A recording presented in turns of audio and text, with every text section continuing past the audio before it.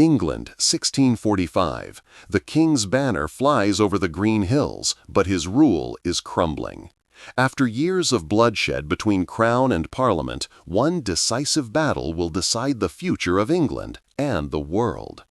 On June 14th, two armies met at a quiet field near a village called Naseby. What followed would not only shatter a monarchy, but plant the first real seeds of modern democracy. This is the story of the battle that ended the Age of Kings. This is Mini Wars, Ep 5.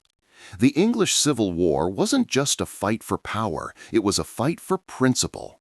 For centuries, kings ruled by divine right. The monarch was law. But by the 1600s, England was changing. A new class of merchants, Puritans, and reformers believed that even kings should answer to the people. When King Charles I tried to rule without Parliament, imposing taxes and religious reforms by decree, he sparked outrage. Parliament, led by men like Oliver Cromwell, raised an army. They called it the New Model Army, disciplined, motivated, and united by a revolutionary idea that authority must serve the governed, not rule them. By 1645, after years of stalemate, both sides were exhausted. But one battle would end it all. The king's army, the Royalists or Cavaliers, were proud and experienced, filled with noble cavalry and old-world chivalry. They believed in loyalty, honor, and the divine right of monarchy. The parliamentarians, or Roundheads, were a new kind of force, disciplined, religious, and led by merit rather than birth. Their leader, Sir Thomas Fairfax, commanded with reason. His lieutenant, Oliver Cromwell, inspired with faith. On the morning of June 14th, both armies faced each other across the rolling fields near Naseby. 7,500 Royalists, 14,000 parliamentarians. The day would decide the fate of a kingdom. Dawn broke through the mist. The king's cavalry, led by the fiery Prince Rupert, struck first, charging hard on the left flank. The Royalist cavalry thundered across the field, smashing into Parliament's horsemen and forcing them back. For a moment, it looked like victory for the king. But Rupert's men pursued too far, chasing glory, not victory. Cromwell saw his chance.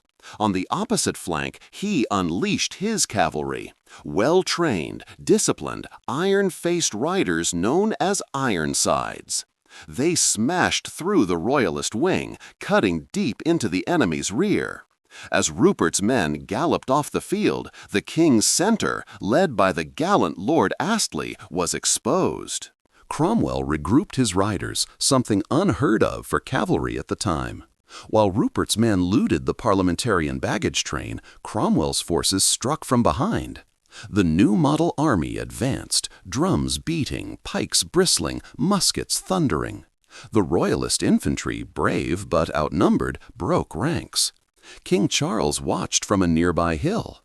His officers begged him to charge, to rally his men.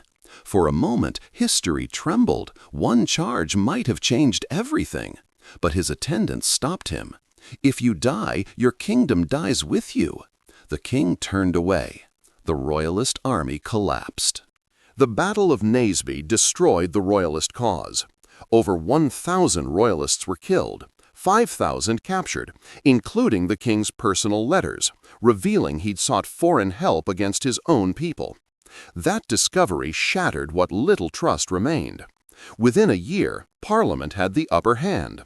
By 1649, Charles I was captured, tried, and executed for treason, the first time a reigning European monarch was held accountable by his own subjects.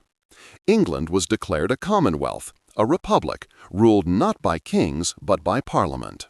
For the first time in modern history, power no longer rested on bloodlines but on law.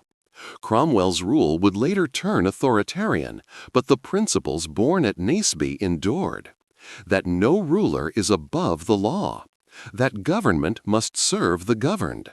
These ideas would echo across the Atlantic to the American Revolution and, centuries later, to democratic movements worldwide. In many ways, Naseby was not just a battle.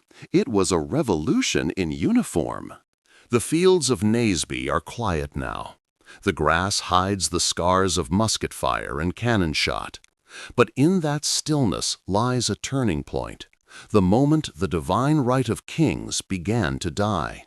From those ashes rose new ideas: accountability, consent, representation. Democracy's path would be long and imperfect, but it started here, with farmers, merchants, and soldiers standing against royal tyranny. The world would never be the same. One field, two armies, and the end of an age. The Battle of Naseby was not just a clash of steel, it was a clash of ideas. The belief that no man, no matter how royal, is greater than the people he rules.